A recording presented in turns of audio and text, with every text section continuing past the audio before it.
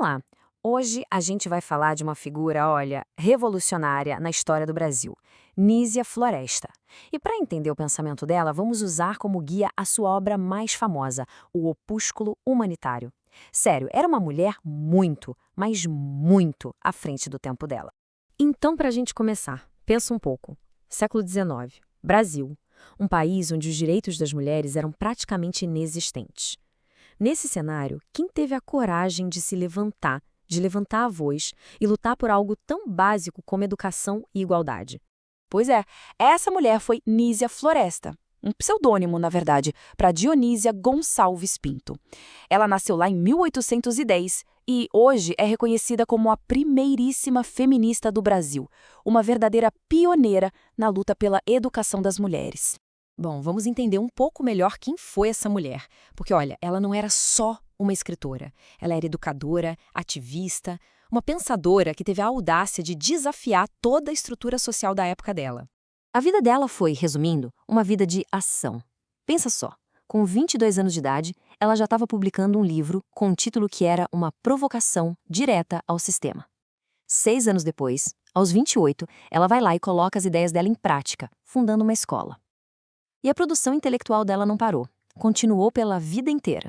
E essa citação aqui, olha, vai direto no ponto central da luta dela. A Nísia não estava pedindo permissão, sabe? Ela estava questionando a base de tudo, a própria razão da exclusão.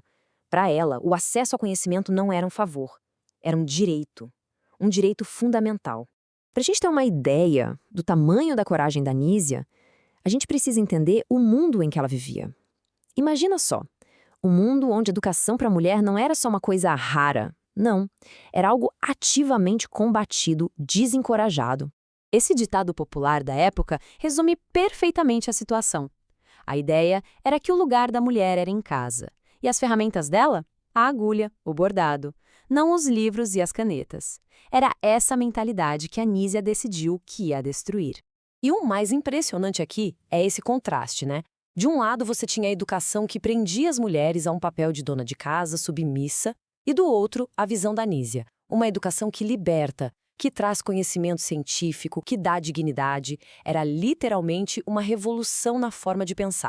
E na sua obra mais famosa, o Opúsculo Humanitário, a Nísia não ficou só na opinião, no eu acho que. Não. Ela fez uma coisa brilhante. Ela usou a própria história da humanidade como a principal prova do argumento dela. E o argumento central dela era basicamente este. Como é que uma nação pode se dizer civilizada se metade da sua população é mantida de propósito na ignorância?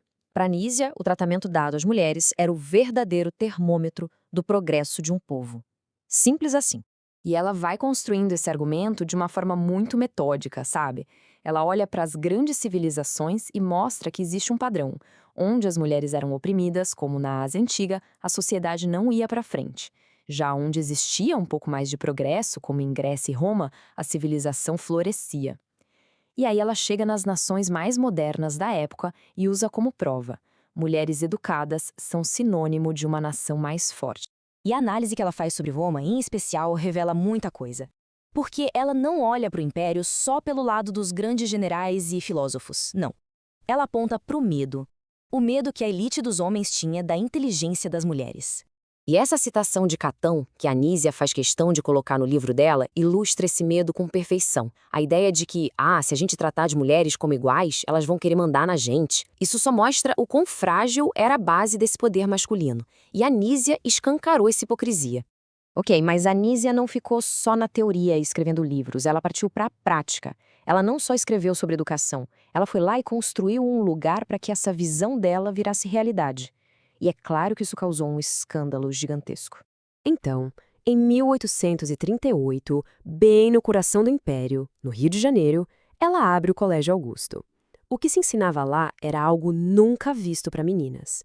E a reação da sociedade conservadora? Bom, dá para imaginar, né? Foi imediata e foi furiosa. E olha só o que era considerado escandaloso. Gramática, incluindo várias línguas, ciências, matemática.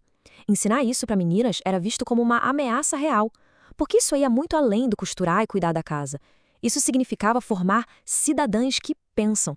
E o mais incrível é que, mesmo com toda essa oposição, O colégio dela foi um sucesso. As matrículas não paravam de crescer. Só que, como a gente sabe, sucesso incomoda. E o progresso sempre provoca uma reação de quem não quer que nada mude. E essa crítica aqui, publicada num jornal da época, é a prova cabal da hostilidade que ela sofreu. Maridos precisam de mulher que trabalhe mais e fale menos. A mensagem era essa, bem clara. Mulher educada é mulher que fala demais e isso é ruim. A imprensa tentou de tudo para difamar a Anísia, mas ela não baixou a cabeça. Então, no final das contas, qual é o legado da Anísia Floresta? O impacto duradouro dela não está só nos livros que ela escreveu ou na escola que ela fundou. Está na semente, a semente da rebeldia, do desafio que ela plantou. E tem um detalhe sobre ela que é simplesmente fascinante. O jeito que ela assinava. Brasileira Augusta. Pensa bem, não era só um nome, era uma declaração de identidade, de propósito. Augusta quer dizer digna de respeito. Ela estava ali, com a própria caneta, reivindicando o lugar dela e de todas as outras mulheres na história do Brasil. A luta da Anísia foi, sem dúvida, fundamental. Ela começou uma conversa que o Brasil precisava ter. Ela abriu uma porta que, depois dela, nunca mais pode ser totalmente fechada. Pensa, ela estava lutando por educação quase 100 anos antes das mulheres brasileiras poderem sequer votar. Isso mostra a visão de futuro que essa mulher tinha. E para a gente fechar, fica aqui uma reflexão. A grande batalha da Anísia foi por um direito que parece o mais básico de todos, o direito de aprender. Se a gente olhar para o nosso mundo hoje, quais seriam as lutas equivalentes? Por quais direitos fundamentais a gente ainda precisa levantar a voz? A história dela é um grande lembrete de que a luta pelo progresso nunca acaba.